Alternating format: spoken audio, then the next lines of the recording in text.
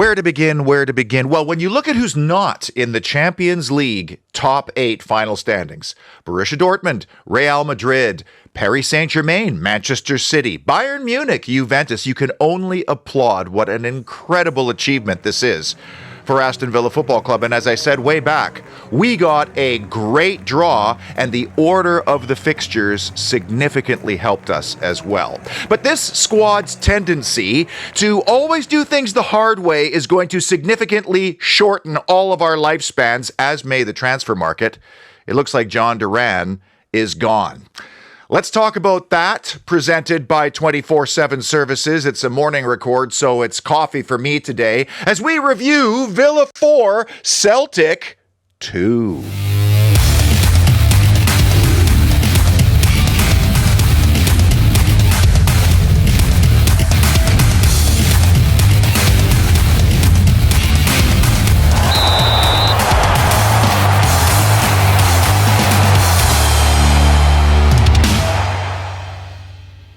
Hello from the parlor, where a lot of joy and relief is being felt, because by the time our round of 16 matches appear on March the 4th or 5th, Amadou Onana and Ross Barkley might be fully fit. Even Pau Torres could be closer to full fitness. And if we bring in new players during the January transfer window, they'll have time to integrate and adapt, even if they can't play in the Champions League. Daniel Malen will be able to play in the knockout stages. So all in all, it's feeling a whole lot more rosy from an overall 30,000-foot perspective.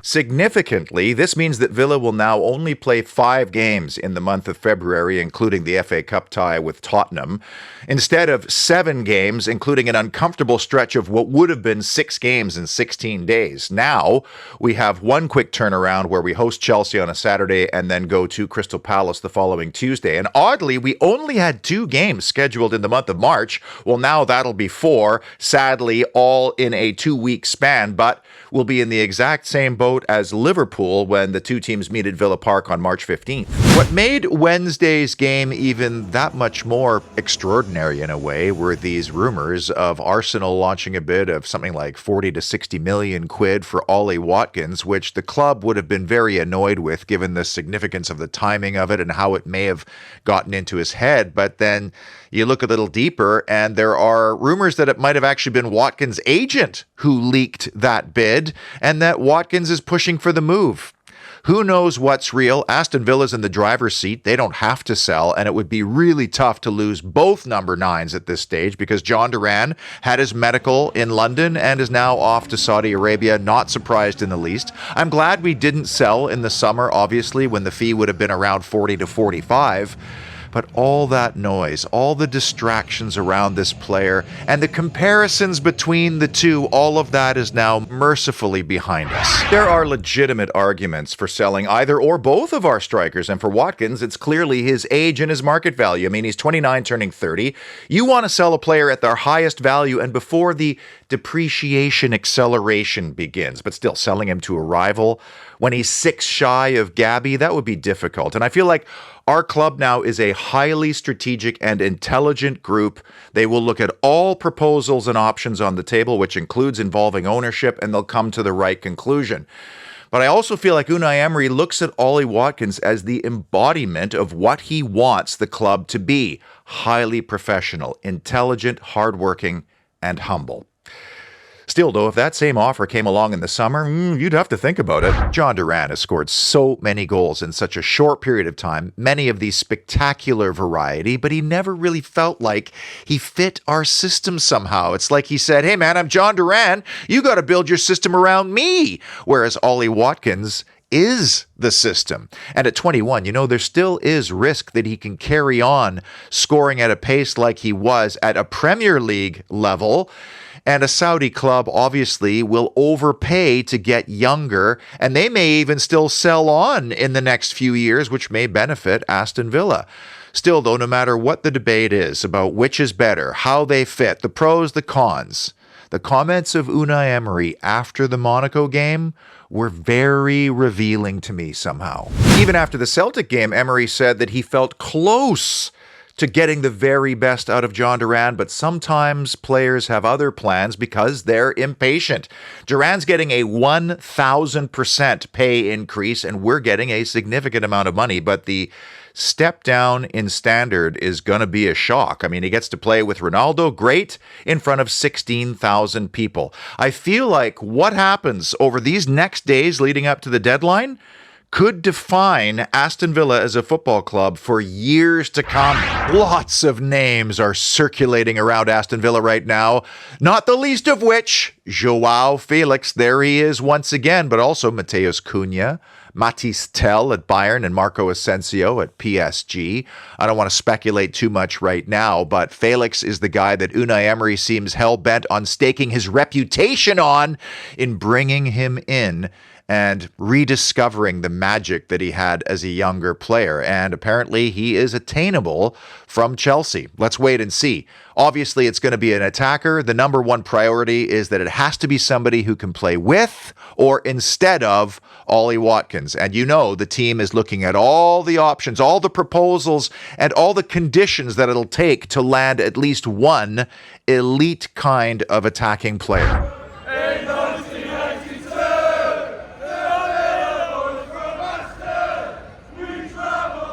It was awesome to get so many messages from folks that watch this show, that were attending this game, and as the game neared, the buzz was rivaled really only by the Bayern game. I mean, the stakes were so high, and the opponent, with its history and culture, one we've never played in an official meeting, I was surprised to find that out, all led to a crackling atmosphere at Villa Park. Both our senior correspondents were in the house. Samir and his much, much better half, Shakila, bundled up in the Birmingham cold. Alex Dutton, who's been gigging a lot with Atarka lately, new music out in the spring, part of a crowd that Unai Emery said 100% contributed to helping get Villa over the line.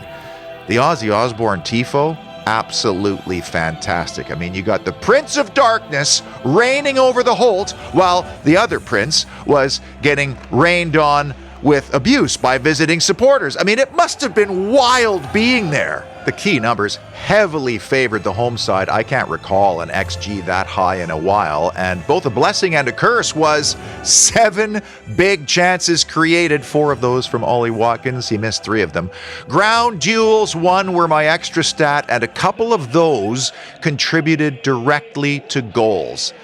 This, in my book, confirmed a gutsy effort just 2 days after the West Ham game, where it looked like we were fading badly near the end. Let's get some obvious issues out of the way. Do you know who Clement Turpin is? Me neither. But apparently he was our match official last night. I didn't really notice because he was a ghost, which is exactly what you want a referee to be. Not noticeable, even though I thought the penalty was a little on the softer side.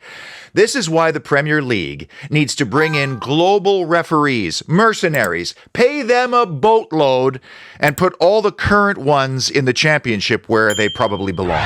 This was an incredible fact shared by Steph on X. Our potential round of 16 opponents: Sporting Club Brugge again, Atalanta, and Dortmund. Had Tyrone Mings not picked up the ball and decided to play handball at Brugge, and we'd earned a point in that game, our potential opponents would have been Celtic, Man City, Real Madrid, or Bayern Munich. That is incredible. I don't know how or why. I still don't get the maths on it all, but I trust Steph on X. And then from Aston Villa Stato, how about this one? 14% of Villa's passes were line-breaking or penetrating balls, sometimes called the packing rate, which is the highest of any team in the league phase of this competition. Thanks to Unai Emery ball, we are playing through teams. Boubacar Kamara is a sensational footballer, answering the question of who was going to play at left center back. And because he's so utterly two-footed, it looked like he'd been playing there his entire career. Where does he get his energy? Where does this endurance come from? Why was he able to recover so much faster from the exact same injury as Mings and Buendia? We got to lock this guy down to a long-term contract. He's already on a boatload of money. Pay him more, then sign all of his children to long-term contracts just for his DNA alone. Jacob Ramsey is starting to resemble the JJ from 2 years ago. If we were to compare him to a breed of dog, I would say Whippet, the way he runs. But now he's starting to contribute to goals as well. Scored his first in the Premier League on Sunday against West Ham. Made a very similar run to set up Morgan Rogers again. What a ball by Yuri Tielemans, and this time he cuts it back and lays it on a plate for Rogers. Can Ramsey keep this going? And does he have anything left in the tank for Saturday? Obvious issue, the ice baths overfloweth at Aston Villa right now. I'm sure every single one of those players was forced to take the chilly plunge in addition to riding the bike, eating properly, and told to rest. I'd be shocked if any of those players involved on Wednesday would set foot on the grass until they arrive at Molineux on Saturday. I'm actually starting to feel sorry for Leon Bailey now. First of all, I robbed him of his only goal of the season during my West Ham show. That was the game winner against Leicester. You see, even podcasters get fatigued with all this fixture congestion leading to glaring mental errors. But on Celtic's first goal, the 2-1 goal, the ball goes through Bailey as if he's a hologram. He gets any piece of that, it goes out or to a teammate. Instead, it's the goal that gave Celtic life and their fans belief. I kept saying it 2-0, the next one's huge, the next one's huge, as we kept missing big chance after big chance. I showed you a great 24/7 Services residential testimonial during my West Ham review from Alan James, who took us around the outside of his property.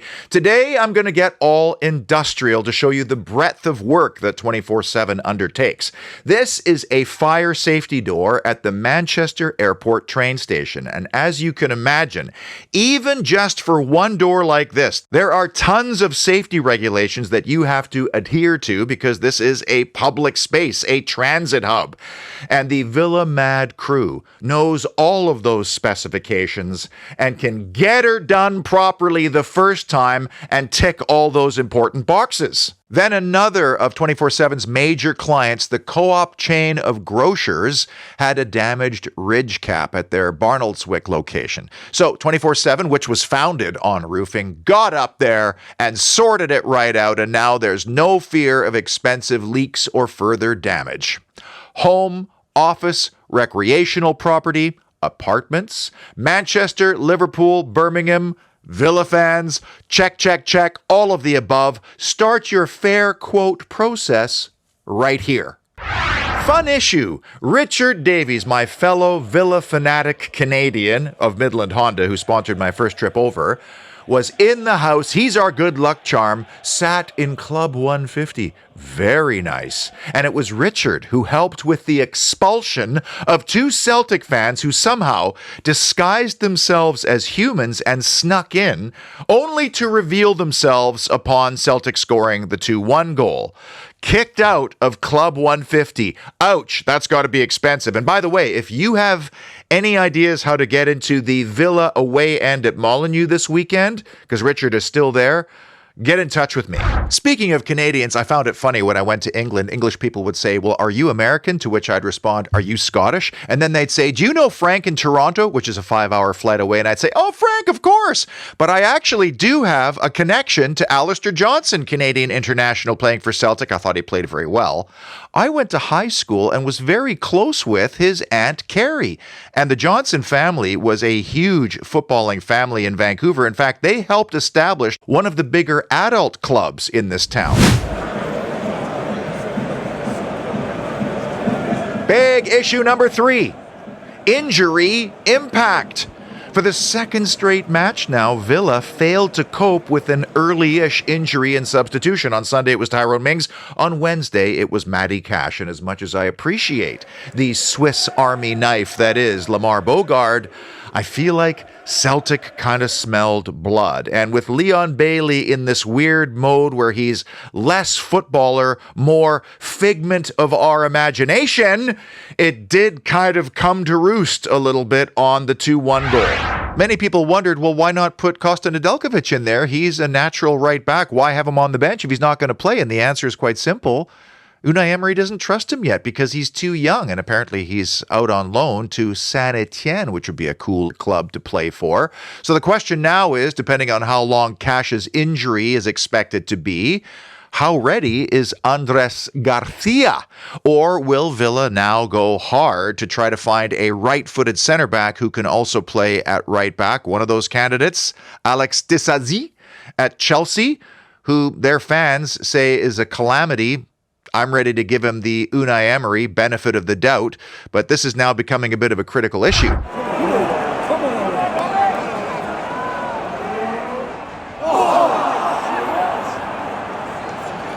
Big issue number 2, wasteful Watkins. How did I know he was going to miss that penalty? Ollie Watkins was significant in this game. One could say he was outstanding, actually. He scored the game-winning goal. He provided 2 assists. Will Jhon Duran's move settle him down now the way it did when Danny Ings moved on 2 years ago? And I have to say, I was extremely proud of how the Villa faithful rallied behind him after the penalty miss by singing the Ollie Watkins song. That was class. The other 3 big chances that fell Watkins' way included that one in the first half when we're leading 2-0 and he's standing man-to-man with Schmeichel and decides he wants to caress the ball into the back of the net before Alistair Johnston intervened, when really planting it on either side of the goalkeeper would have done the trick.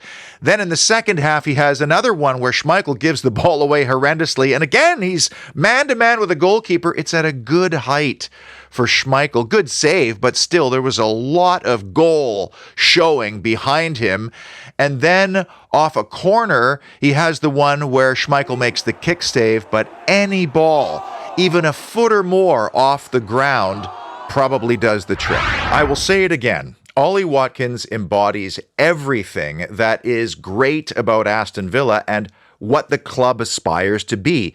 Extremely dedicated, professional, humble, hardworking, a family man, because Aston Villa is a family club. Way above average looking, like the rest of Villa Nation. Eddie has a sense of humor. Did you see his Instagram post about how the groundskeeper should be fired after that game? I just hope that he now gets a little bit of support in the squad to help him score more goals, and that he goes on to get his 20, which would move him past Agbon Lahore. And the number 1 big issue that defined Villa 4, Celtic 2, Marvellous Morgan. The opening stages of that game were crackling enough with the atmosphere until Morgan Rogers created Champions League history when he became the first player to score 2 goals within the first 5 minutes. Can you believe that? That is incredible. And then the roof nearly popped off the stadium. Great friend of the pod, Dirk Washington, was there. He said his ears were ringing long after leaving the ground, saying it was one of the best atmospheres he's ever experienced as a supporter. The first goal was so fluid as a move. What a ball by Yuri Tielemans and then Jacob Ramsey we talked about. Morgan Rogers coming late. The second one helped on by a significant glancing flick on its way into the goal. I've always said as a goalkeeper, if you can't block it outright, just leave it alone for me. And then the third one was set up entirely by the endeavor, the RoboCop-like nature of Ollie Watkins. Those two, if my math is correct, have now combined for 17 goals in all competitions.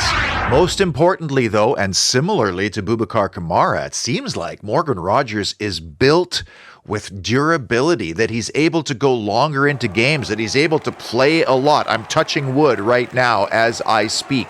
And I don't think we've even seen close to the best of this guy. And just if we do somehow land a Joao Felix, who, by the way, has been discarded more times than Celtic fans at away grounds, well, then you have a competition for that number 10 position, which is good for all parties, but then you also have flexibility. Rogers could play on the right or the left with Felix, or maybe Felix plays as a 9 and Rogers plays in behind him. The prospects excite me. The Sill Hill Brewery star performer could have been one of 4 players, in my opinion: Kamara, Ramsey, Watkins, Rogers, but you gotta give it to the hat-trick hero, don't you? And it was so good to see the tap room in Aston packed before and after this game. I'm thrilled to see friends of the pod, Martin Hodson Hodders, making his Sill Hill debut, enjoying a lovely Holy Trinity ale, and then more dedicated viewers, Laz and Paul, were lubricating their vocal cords. I'll pour Big Morgs a Holy Trinity ale because Trinity means 3, and that's how many goals he scored. And what an achievement to get into the final 16. And I can't imagine how good the crowd is going to be before that game in early March. Is the Sill Hill Brewery Tap Room our good luck European venue? Now, raise your hand if you think Aston Villa can legitimately win away at Wolves on Saturday. Not me, because our record after Champions League games: 1 win, 3 losses, 3 draws. That 1 win, however, did come against Wolves after we beat Young Boys away. And I know Wolves are in an awful predicament right now. By the way, where is that young virgin boy with his Aston Villa relegation spreadsheet? I haven't heard from him for quite some time. Anyway, Wolves could be losing their best player, Mateus Cunha, who's actually been linked with us, and they'll be without João Gomez, who was sent off against Arsenal. But still, we have a terrible record at the Golden Palace. We haven't won there since the COVID year, December 12th, 2020. I remember it fondly. And Anwar El Ghazi stoppage time penalty winner. I was legit gloomy after the West Ham game, and now Wednesday's win and the achievement of getting into the top 8 means that we get to sit back and watch 16 teams kick the absolute out of each other as we sit and watch with a bowl of popcorn and wait for our opponent in early March. And then this Duran sale gives us the resources to potentially get the balance of our squad right between now and the closing of the window. It is incredible how things can change in football over a short period of time. Now, if we can just patch everybody up and get them ready for Saturday and somehow eke out a result at Molineux, though, this will be one of the most significant weeks in the club's modern history. Until then, savor all of it. And using Justin Hawthorne's tankard, I will say, as always, up the mighty Villa.